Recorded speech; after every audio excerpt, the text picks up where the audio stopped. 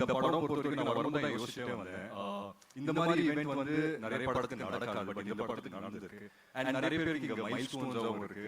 SK பிரதரோட 25th film, GV பிரதரோட 100th film, and Ravi மோகன் சார் வந்து வில்லனா நடிக்கிறாரு. அதுவே எனக்கு வந்து பயங்கர எக்ஸைட்டிங்கா இருந்தது.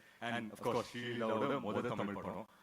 So அந்த விதத்துல பார்க்கும்போது I think there is a lot in this film for us as actors and crew and cast and technicians to take away from this film. But அதை தாண்டி எனக்கு என்ன ஒவ்வொரு தடவை நான் செட்ல போய் நிற்கும் போதும் நான் யோசிப்பேன், இந்த மாதிரி வந்து பார்க்கறதுக்கு இவ்வளவு நல்லா இருக்கு.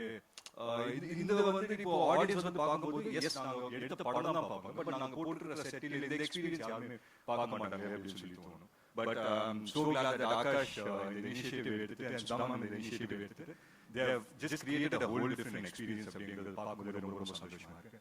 So yeah, welcome to the world of Parashakti. Thank you once again. Thank you for joining us.